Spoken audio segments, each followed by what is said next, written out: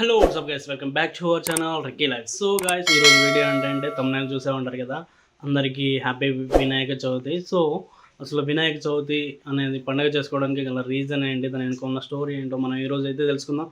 Video అయితే చాలా క్రేజీగా ఉంటుంది, చాలా అంటే చాలా క్రేజీగా ఉంటుంది. అసలే స్కిప్ చేయకండి, ఫుల్ వీడియో చూడండి. కొత్తగా ఇప్పుడు వీడియో చూసే వాళ్ళైతే ఛానల్ని ఖచ్చితంగా సబ్స్క్రైబ్ చేసుకోండి.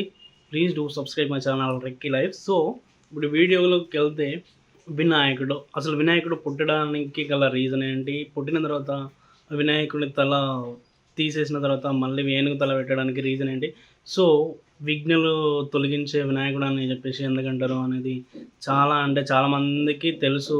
కాకపోతే ఈరోజు నేను ఈ వీడియో చేయడానికి రీజన్ ఏంటంటే, ఇంకా కొంతమందికి తెలియదు, కరెక్ట్గా రీజన్ తెలియదు. కాబట్టి నేను దీంట్లో మీకు కరెక్ట్గా చెప్పడానికి నేను ట్రై చేశాను.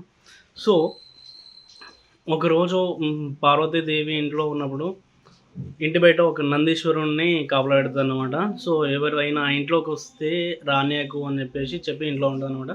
సో అప్పుడు నందీశ్వరుడు ఏం చేస్తాడు, శివుడు వస్తే శివుడిని ఎట్లా కట్టుకోలేడు కాబట్టి నంది సైలెంట్గా పక్కకు జరుగుతాడు అన్నమాట. సో అప్పుడు శివుడు డైరెక్ట్గా ఇంట్లోకి వెళ్ళిపోతాడు. సో అప్పుడు నందీశ్వరునితో అంటుంది పార్వతి, నేను ఇంట్లో ఉన్నాను కదా, రావద్దని చెప్పిన కదా, నువ్వు ఎందుకు ఇట్లా చేసినావు అని చెప్పేసి అలా అంటే, అమ్మ నేను శివుణ్ణి ఎదిరించలేను అని చెప్పేసి చెప్తాను అనమాట. ఎట్లా అంటే, ఇప్పుడు శివుణ్ణి ఎదుర్కోవడానికి ఏ దేవుణ్ణి పెట్టినా కూడా శివునికి లోబడే ఉంటారు కాబట్టి, శివుని కంటే తక్కువనే ఉంటారు కాబట్టి, శివుణ్ణి ఎదిరించలేరు కాబట్టి నేనే ఒక ప్రాణిని తయారు చేస్తాను అని చెప్పేసి బొమ్మ తయారు చేసి ఆ బొమ్మకి ప్రాణం పోస్తాను అనమాట. సో ఆ బొమ్మకి ప్రాణం పోసిన అతనే వినాయకుడు అనమాట. సో చిన్న బాలుడు, చాలా అంటే చాలా బాగుంటాడు.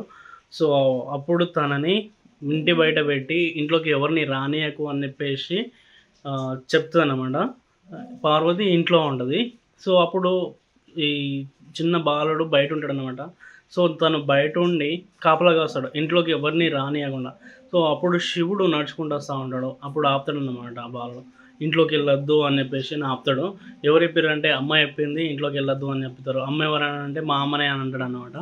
సో ఈ బాలుడు చాలా కొంచెం కొత్తగా ఉన్నాడు, ఇప్పుడు ఇతన్ని ఎప్పుడు చూడలేదని చెప్పేసి శివుడు కాబట్టి చాలా అంటే చాలా శక్తివంతమైన గాడు కాబట్టి ఈ చిన్న బాలంతో నేను ఏంది యుద్ధం చేయాలని ఆలోచించి అక్కడ ఉన్న చుట్టుపక్కల ఉన్న నంది ఈశ్వరులు ఉంటారు కదా, వాళ్ళను పంపిస్తారన్నమాట.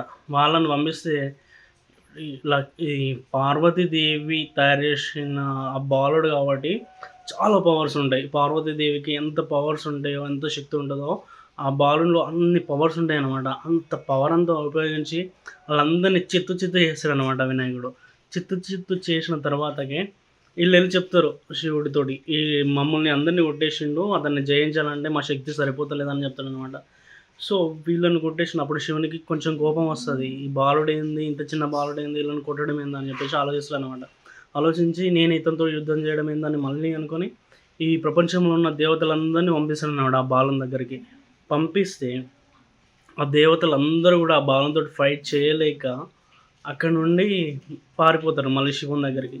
పారిపోయిన తర్వాత శివునితో చెప్తారు, ఈ అందరినీ ఓడించిన బాలుడు, ఇంత శక్తివంతమైన బాలుడు ఎవరు అని చెప్పేసి ఆలోచించి, సో అతని పైన కోపం వస్తుంది. కోపం వచ్చి అక్కడికి వెళ్తాడు, ఆ బాలం దగ్గరికి వెళ్తే అప్పుడు వినాయకుడు ఏం చేస్తాడంటే ఒక చేతిలో పట్టుకున్న ఆయుధాన్ని శివుని పైనకి ఇస్తాడు అన్నమాట.